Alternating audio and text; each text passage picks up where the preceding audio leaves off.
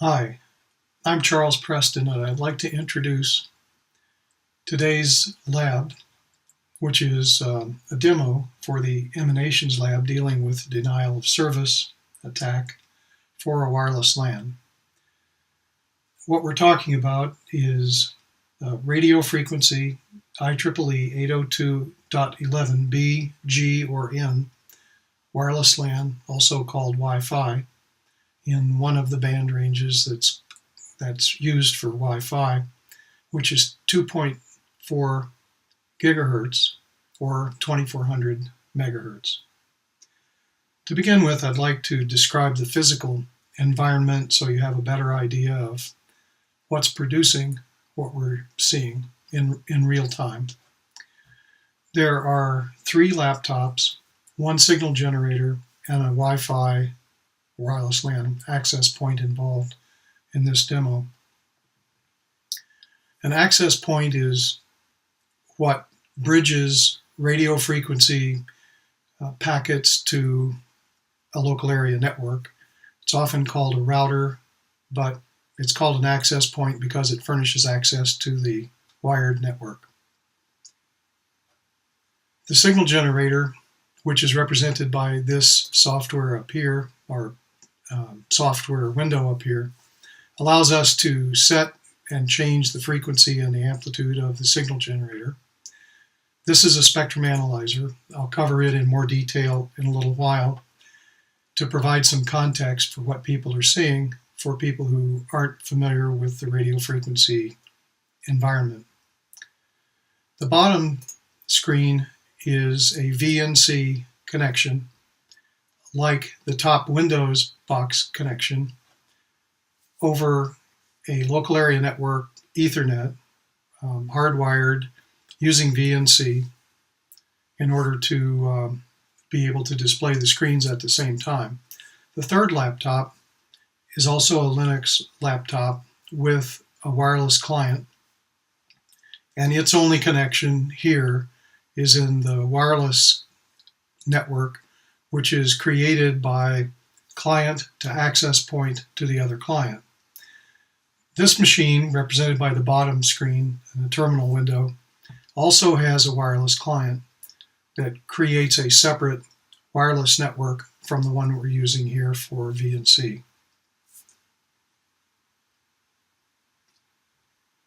iPerf is a piece of software that we're using that has a client version and a server version or switch that you can use. When you're running it, it's running on the other Linux laptop. And I'd like to go over the command line briefly for iPerf. This copy of iPerf is running in client mode.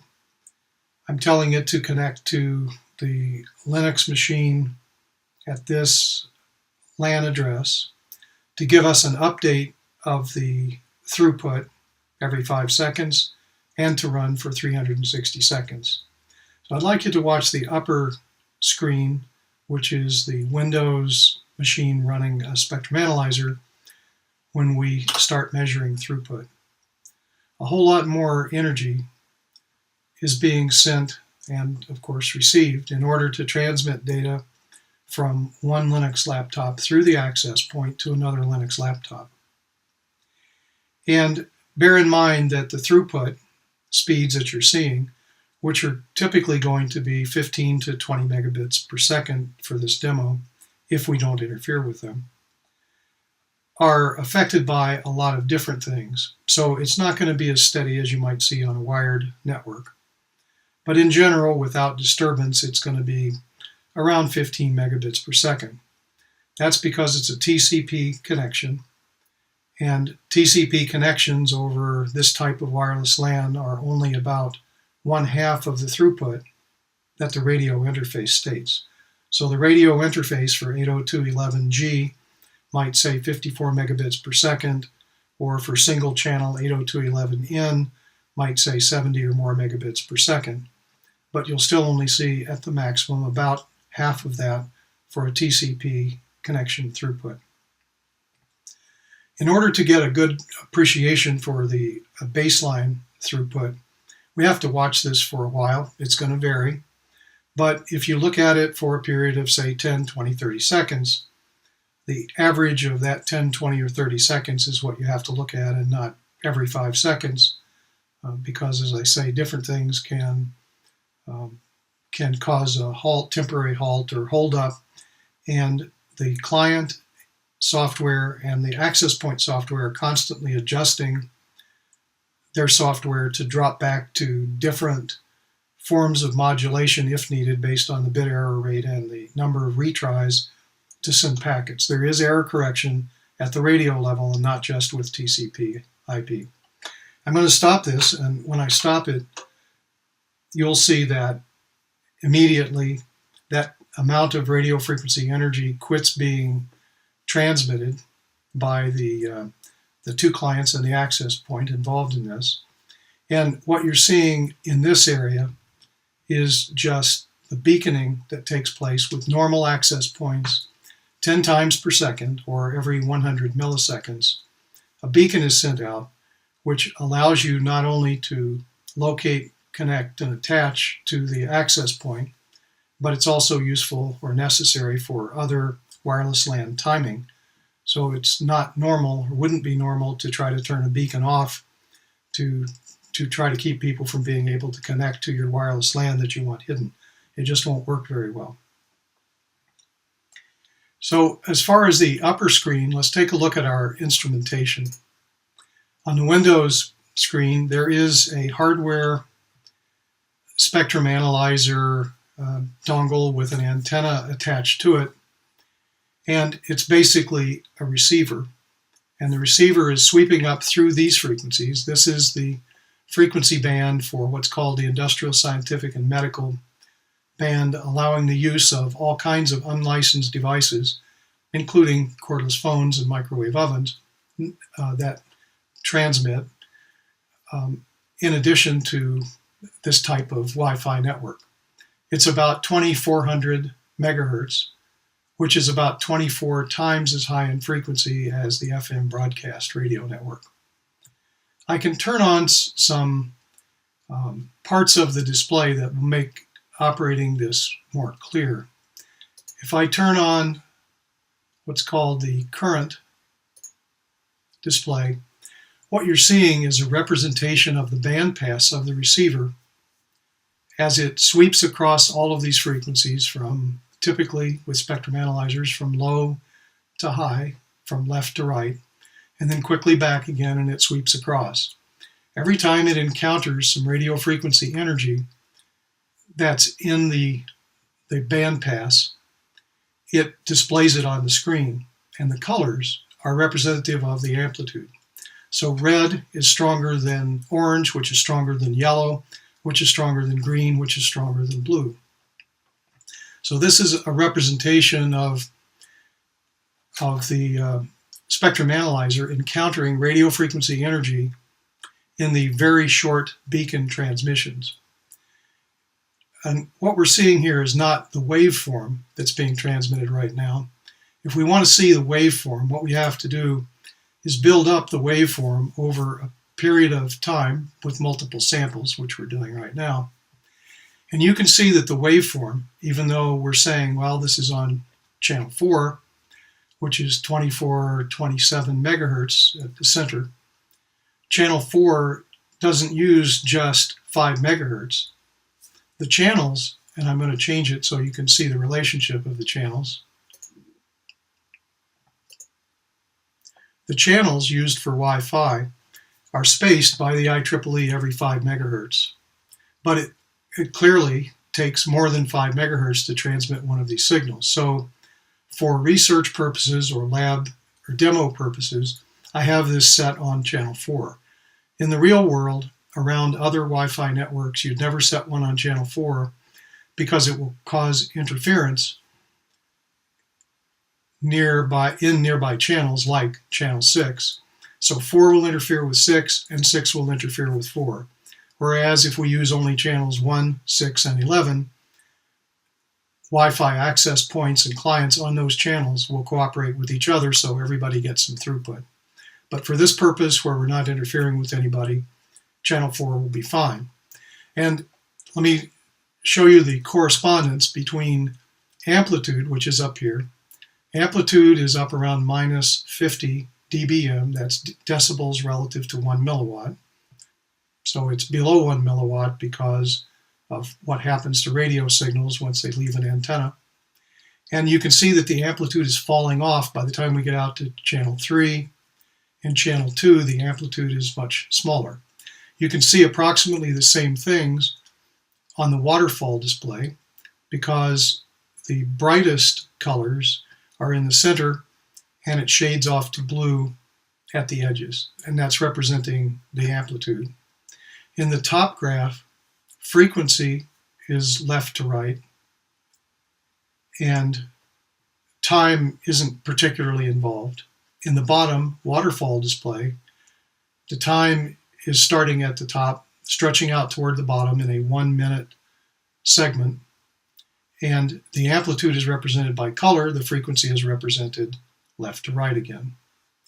On the left, we have an additional window that shows a longer version of the history of what's gone on in our 11 channels. Channels 1 through 11 are used in the United States.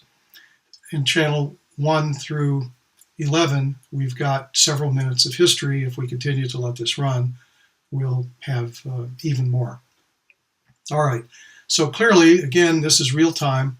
If we have these clients and an access point transmitting more than just idle probe requests, which the clients do, or beacons, which the access point does, then immediately we start seeing lots of radio frequency energy centered on channel 4. And we see pretty high throughput, 19, 17, 18 megabits per second down here. So we have a pretty good connection, about as good as we can expect. And again, these we're in some senses simulating a regular Wi-Fi network, but physically the laptops and the signal generator and the access point are only a few feet apart. If I come up here, I've got another piece of equipment that I can use. It's a signal generator. It plugs in by USB to a laptop, and I can control the frequency. Right now it's pretty hard to see because it's set for 2460, which is up in this area of the display. But it's too weak for us to see very well, so I'm going to increase the amplitude, and you'll see that it'll be a particular color, and it stays on a single frequency. It's not a spread spectrum technology like Wi-Fi. It stays on a single frequency from second to second to second, and you can see the representation in the receiver bandpass as the receiver sweeps up through all of these channels, displaying the RF energy that's in those channels. There's its representation. If I make it stronger, and you can also see that there's not much effect on the throughput of the wireless LAN at this point. I can make it stronger, closer to 1 dB or 1 milliwatt of output, and the color changes to green. So you can track both the amplitude and the frequency on here. So it's at 2460. What if I change it to 2430, which will put it almost on channel 4? All of a sudden we see the signal generator, continuous wave signal, but we don't see any throughput. In fact, there isn't much being exchanged between the clients and the access point at all. And down here, you'll notice that this display has just completely quit updating. So and in fact, this laptop disconnected from the access point. It just could no longer carry on a conversation with the access point. So what I'm going to do is put it back up at 2460 and see if this can recover. Over here you can see that the Linux laptop is trying to get the client adapter to reconnect to the access point, which is named 2400. All right, it's a minute or so later. We're back online and we're connected again. If I hover over this, we see that it's the wireless LAN is available again. If I run iPerf again, it can immediately connect to 192.168.4.11, start sending data at 13 megabits per second.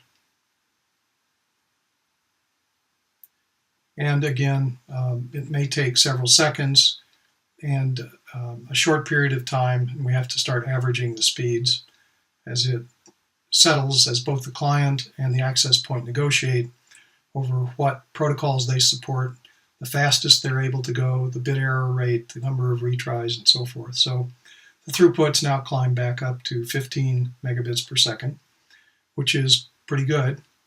And being the spoiler again, I'm going to do this again because we want to be sure that what we're seeing in real time is the effect of the signal generator and not some other coincidental thing. So I'm going to apply this again. Immediately it cuts off. And if I don't leave it too long, we won't completely lose our connection with the client. I'm back up here. The wireless access point and the clients can continue, and iPerf hasn't timed out yet. It's still doing, according to this, about 12 megabits per second. Now, it's interesting that if I shut it off again by creating a narrow continuous wave signal in the middle of a working LAN close enough to an access point, it will shut it off. If I reduce the energy output of the signal generator 10 times, that would be minus 20. This is a logarithmic scale, remember. It's now 10 times weaker than it was, and you can see that it's getting more blue than bright color, but the LAN hasn't started up again. If I reduce it again, I've now reduced it 100 times in signal strength, and the LAN hasn't started back up again. If I reduce it to minus 40 dBm, I've reduced it 1,000 times. It's hard to see it. You can see it here on the spectrum analyzer, and still the LAN doesn't start up. So I guess the conclusion of this would be that the rumors or stories about using a continuous wave signal to shut down a working Wi-Fi wireless LAN network are true, because even at minus 40 dBm, which is a pretty weak signal at the access point, this doesn't revive itself, doesn't start back up again, and can't proceed. And down here, we've got no updates whatsoever. Throughput is just 0 as long as I leave this running. So let's say that you get one of these in your network, and clearly the place to put it, if the central part of the network is the access point and everything has to go, all the data has to go through it, and all the authentication of the wireless clients has to go through it. If you get this relatively close to the access point, that's a way to shut it down. What would you do for mitigation of this kind of denial of service attack? This signal generator and another smaller one that I have are small enough to go in a small backpack or briefcase, along with the laptop, USB power, or a battery. And you can show up in the vicinity of an access point. If you want to be further away from the access point so it's not as obvious, you can use a directional antenna and extend your range. For example, a 9 by 9 inch flat panel antenna can extend your range by about 4 times the original distance, and an 18 by 18 inch flat panel antenna that could go in a briefcase could double that. So what do you do with this? One thing you can do if you control the access point is put it on a different frequency. It and the clients can operate. The clients will find the access point again and continue operating if you have the spectrum availability to do that.